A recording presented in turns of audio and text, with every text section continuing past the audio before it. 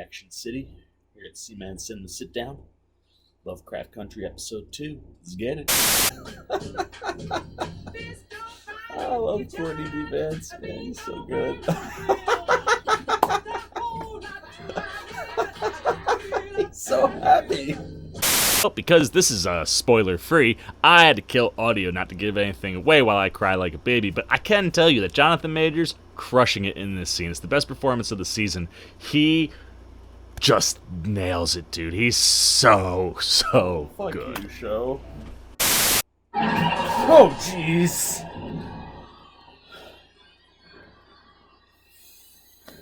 Way to bring us back to reality, Tick.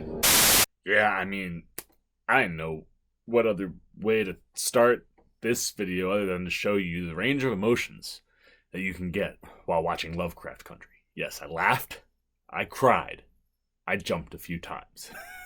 How's it going, everybody? My name is Corey, better known as the Seaman. I want to welcome you to another edition of the Seaman's Cinema Sit Down, and back for another edition of some Lovecraft Country discussion. That's right, man.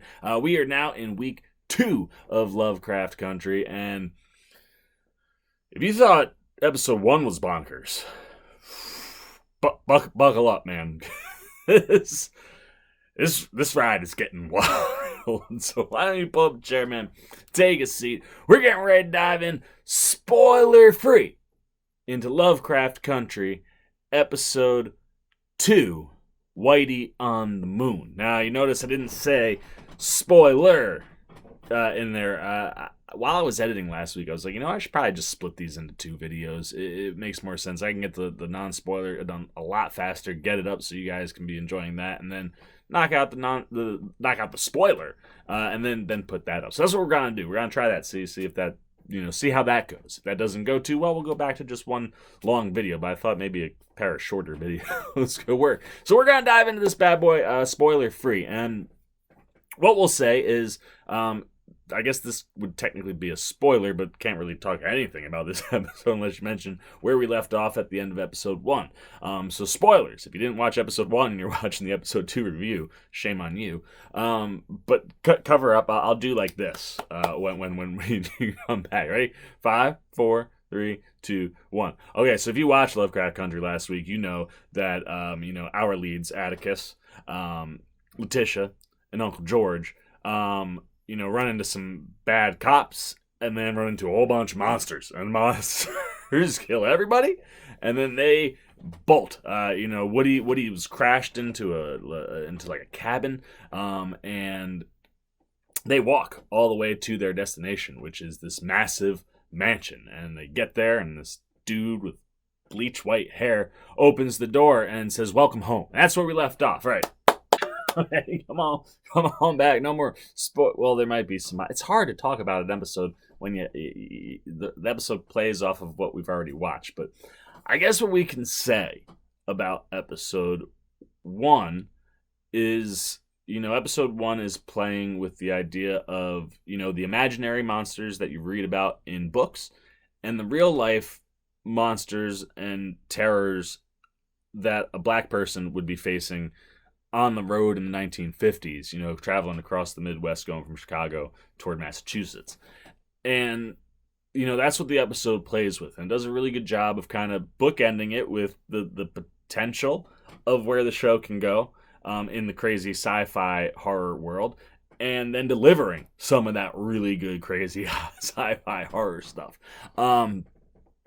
This episode doesn't quite function that way. This episode purposely, I think, wants to knock you off balance, because where the episode takes place mainly is a place where a lot of weird things can go down, where we're dealing with, and we're still dealing with, real life horrors and the fantastical horrors. The interesting thing about this week's real life horrors gave me a bit of a Get Out vibe, way more weird and out there and way more jarring.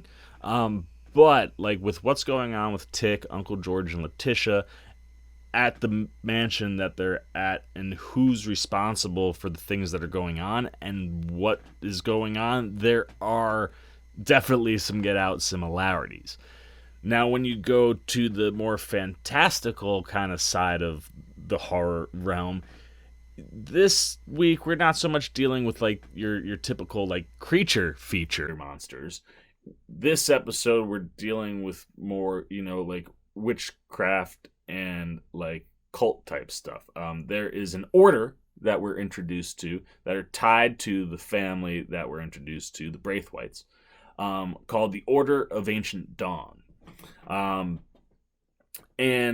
we're playing in that realm, and because of the magical elements, this episode just kind of keeps you off balance the whole time, and it kind of threw me off in a way where I was like, I don't know how I feel about this episode. Like episode 1, I was locked in. I'm like, every minute, I'm like, this is going to be one of the best shows anyone's ever seen.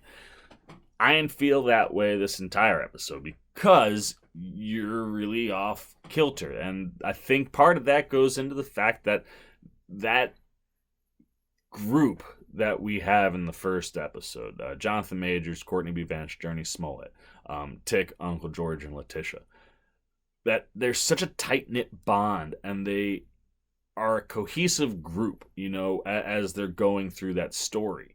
And that really drove it. That's the thing that you latch on to, is the way this group feels like a fam. I mean, Tick and Uncle George are a family, and Letitia, being a friend from when George was a kid. But like that bond, it just feels so tight. Because of what's at play in this one, that bond kind of gets jumbled a little bit, where there's something going on with Uncle George and Letitia. And by the way, Courtney B. Vance and Journey Smollett crush everything they're given tonight, man. I mean, start off with a bang, just having so much fun, and then both of them you saw my reactions. I laughed, I cried, I jumped. They go from the fun to, man, it like taking on some heavy stuff, man, and it is so well executed. The acting chops in the show are so good. But while they've got one thing going on, Tick has something completely different going on, and it's tied into who he is and why they are in this mansion.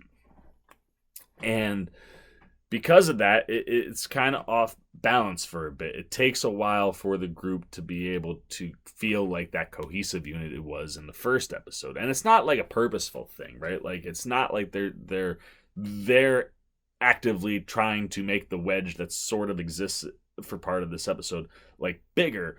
But it just like it's just like you're dealing with things that are so crazy. That it's understandable to be like, well, what's really going on with you? And the episode, to its credit, because I was knocked so off balance for a second, I was like, wait, is that what it is? Or is it what I think it is? And it is what you think it is. Spoilers, I suppose. But all of that is just kind of at play. And while that's going on, we're learning all sorts of things, all sorts of layers are being pulled back about the Braithwaites, who they are, what they're tied into, with the Order of Ancient Dawn, which is quite an interesting bit to, oh man, the spoiler conversation, we're gonna go some places. But like I really did enjoy learning these tidbits about the Braithwaites, and every time we're like introduced to something, it comes out of nowhere or hits you with like, what am I watching? Like what? There's a lot of what is happening tonight. But by the time you get to the end of the episode and you start to understand what it is you were watching, I thought the Braithwaite stuff was kind of interesting, and how this ties into our main group, also kind of interesting, and kind of leaves us in a spot where, like, by the time we get to the end of the episode, you're like, where do we go from here? Like, it's. I'll say this much, man. Like, this show keeps you on its toes, man, and finds ways to surprise you or catch you off guard, and just continues to give good performances. We know what we're getting with Jonathan Majors, Courtney B. Vance, and Journey Smollett. And then tonight we get introduced more to that blonde lady we saw get out of that silver car that we were told, Tick's dad was seen taking off in. But that is Abby Lee's character, Christina Braithwaite. She's interesting. I definitely think there's a lot to her that she doesn't let on to, or kind of really let you know about until things are happening, and then you're like, oh, okay. And the way she plays into the story, specifically with Tick and the group, like, you almost want to trust her, right? She's got like a face you want to trust, but behind her eyes, I'm like, I don't know if I can trust anything she says the whole episode. And again, I think that's the way you're supposed to feel, and Abby Lee just crushes that stuff. We also get to spend some more time with William, who's played by Jordan Patrick Smith. He's the guy who answered the door at the end of episode 1. He's weird. He just is strange, and like, it's one of those things where you're like, I don't understand what's going on entirely with his character. Like, you're thinking one thing, and I'm pretty sure his character is something completely different by the time I got to the end of the episode. And then, utilizing IMDb for some stuff to figure out like who's who. There's more to be known about that guy, and I don't know how we'll find that out. It'll be interesting if we do get to learn more about William. But finally, we meet Samuel, who's played by Tony Goldwyn, and he's the patriarch of the Braithwaite family. But Tony Goldwyn, kind of, he asks for Tick at one point, and we go full in to the background of this family and who their descendants are. Like, the legacy and lineage is a big thing that's going on in this show.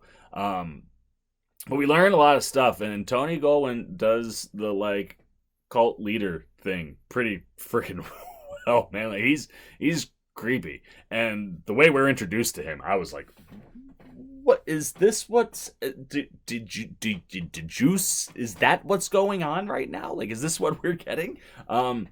Like I said, this whole episode is nuts. And then just when you think it can't get any more nuts, we kind of stray away from the mansion for a little bit and come back, and everything that we meet along the way. The village, very interesting. We meet a lady with 2 dogs. You'll know her when you see her. She's the only person with 2 dogs.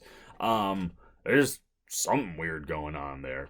And it you get like one of those like horror movies where like you're in a place and everybody in that place knows everything and you know nothing kind of vibe. That's what I'm getting from the village. And the way that plays into the episode, I was like, this is some interesting stuff to play with. I wonder where this will go. And then we get, like I said, we get some like shocking moments where you are just like, oh no. I mean, some crazy things happen. And then if you thought the end of last week was nuts and it might have been more gory, the end of this episode is batshit crazy. That's all I can say. There's like, we dive into like the background of some of these things, but then told very little about what's actually happening in the moments that we're watching. Like, what goes on at the end, you just know it's happening. And like I said, this episode's kind of weird. It feels like things were missing from it. Almost like 6 to 8 minutes, maybe. I don't know, but like it did feel a little jumpy, and like you get to the end, they don't give you an explanation. You just know something's happening, and then it starts happening. You're like, what is going on? But it does lead to a really, really cool moment for Tick. He gets 2 really cool moments at the end of this episode. One is just like a whoa, that's nuts, and the other is again attached to that legacy, that lineage. This show is really tackling, sci-fi horror, race, and family, man. Like, family, where you come from, who your family is, what that means to you, and what that means to the world. There's some interesting stuff at play here. I wish the episode was just a little bit smoother. Because again, the performances I thought were really good. And like I said, there is some interesting stuff here. Like, the world that they're building out, it's pretty awesome. And then there's one other character that we get introduced to tonight. I don't want to spoil that character, but let's just say when we were introduced to him, you just sit there and go, yeah, I love that. And then they make you real quickly not really love that character. That character is going to be interesting to kind of ride along with, specifically with where we're left off this time. Again, this feels like another chapter in a book. The way they're telling the story, it's as bonkers and off-putting or knocking you off balance as episode 2 does do. It also does a pretty solid job of giving you a complete arc of like, all right, that chapter's done, on to the next one. But when those chapters end, you're left going with what's next. And I didn't love this one as much as episode 1, but I think the more I'm talking about it and the more I think about it, and I'll probably watch it again, I think this is one that might grow on you because it is a jarring episode. It's really like it knocks you around a lot where you're like, wait, what? Did I miss something? And once you kind of start to piece together what's going on, definitely some interesting things ahead. But this was definitely a different episode from episode 1. And it shows you the versatility of the people who are working here. We had a different director tonight. Misha Green, of course, still on teleplay. She'll be on all the teleplays, I'm sure. But Daniel Sackheim, he directed tonight. And, you get a totally different vibe and flow and feel to this episode than you do to episode 1. And versatility can be a good thing. So I hope it is a little less bumpy of a delivery, but I think overall where we're heading and where this story is taking us is stuff that I'm just really interested in and I'm really down for. So there you go, man. Those are all the Seaman's non-spoiler thoughts. Now, normally we would dive into some reactions and some spoiler talk, but we're going to do that in a separate video. So now it's your turn, man. I want to know what you're thinking. If you watched episode 2 of Lovecraft Country, Whitey on the Moon, which is, I guess it's a song that we end up, spoilers, getting to hear, plays toward the end. Episode titles always play in some way in these HBO shows. And the music throughout this whole episode, the music that they use and where they use it and place it, very interesting and used well when it's delivered correctly. They do some VO type atmospheric things with music and some VO stuff that I think works really, really well to some of the things they're talking about. But again, I'm taking over the conversation. It's your turn. So I want to know what you picked up on in this episode, man. Like I said, this episode threw me off balance. So if you weren't as thrown off balance, what did you think about this? Without spoiling stuff? Like, what does it feel like I'm missing? Did it flow nicely for you?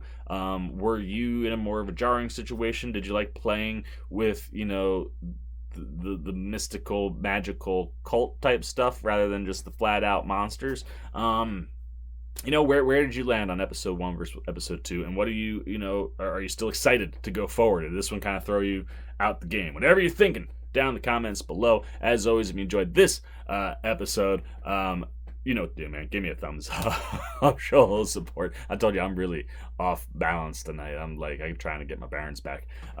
Maybe when we get into the spoilers, I can talk about things. I will. But as always, if you want to show some support, and recently I've gotten a lot of support on this channel. Last 24 hours has been kind of crazy. If you were involved in this last one, thank you. It's been a great day for me. I hope to keep it rolling. But if you haven't yet and you want to come join the Cinema Sit Down Squad, you like what we're doing here, jump over there, hit that subscribe button, hit that little bell so you get those alerts if you want them. Because we got to be doing Lovecraft Country every week, baby. So there you go. That's all we got to do. So until we talk spoilers quite shortly. I've been the Seaman. I'm signing off. Peace. Hey, what's up, guys? If you're seeing my bearded face, not only did you just finish watching this week's episode of Lovecraft Country, you just finished watching me talk about and react to it. And if you want to be here for all the scary things that might pop out during this show, and you want some more content, boom, check out another one right here and right here. And until next week, I'm the Seaman. I'll see you when we're getting scared. Peace.